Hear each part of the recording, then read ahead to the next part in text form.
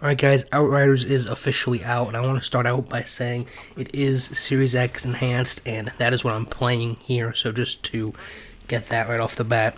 And so, essentially, everything that I want to say about this game, I say in my beta video, so if you've seen that, you pretty much know what I'm about to say. Now, in case you haven't seen it, here we go. Alright, essentially all of the abilities are really cool, they're all unique and interesting, there's a huge skill tree, all of that stuff, and the bosses are cool, they each have unique attacks and abilities, all of that stuff, but everything else is super generic. And you know, something I take into consideration when reviewing a game is how much the game costs, right? And so for most people this game is $60, but if you have Game Pass, this game is free. So if you're on an Xbox, technically you can get this game for $5. Now, is it worth $5? Obviously, any game of the slightest bit of quality is worth $5, so that answers that question. But the bigger problem I have here in playing this game, when I was going through it, I know a lot of people aren't going to like this comparison I'm about to make, but it feels like a generic Destiny. And I've already seen a lot of people on Twitter saying stop comparing this to Destiny, but any type of looter shooter type game, we can compare it to Anthem, Destiny, the Avengers game, Borderlands, anything in that, whichever one of those games you want to pick.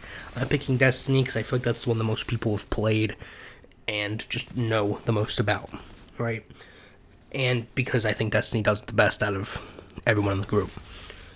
And so, here's my problem. Right, originally I was going to say, well, if you don't want to spend the $60 on Destiny or the $300 with all of their expansions and DLCs and all of that, and you don't want to get fully into it, that's understandable. You can go on Game Pass for $5 and get Outriders, which is not as flashy and stylistic as Destiny 2. It's a bit more generic, but it gives you the same feeling as a Destiny 2. But then, I went into Game Pass and realized that you can play Destiny 2 and all of the expansions for the same $5 this game cost. And so that's kind of where I said, okay, well, this game no longer has the Game Pass advantage, is what I'm going to call it.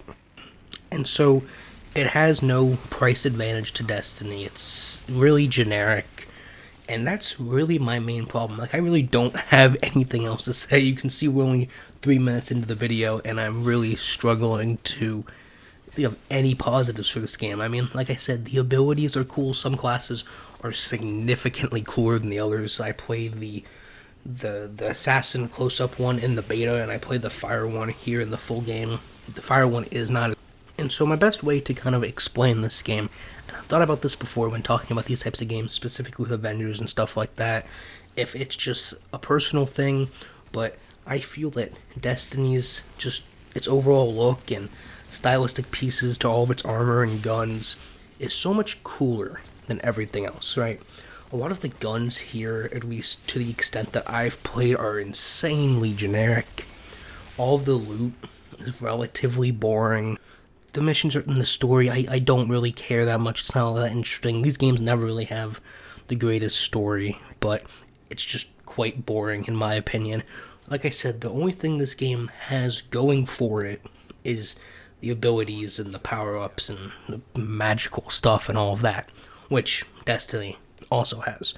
So, if you haven't figured out my point here, is that Destiny 2 is significantly better if you're on Xbox and can get all of the expansions and all of the DLCs for the same $5 this game costs.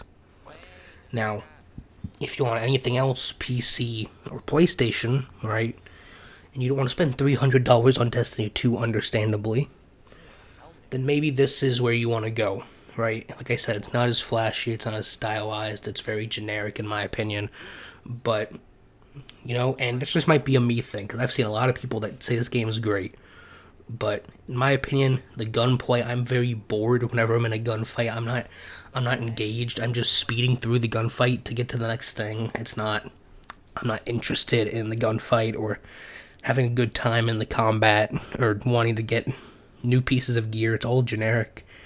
And so I feel weird giving this game a rating because it's not like it's a bad game.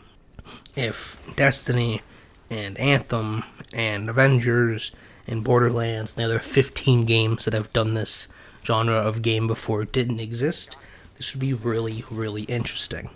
I think this game works best as a free game, right?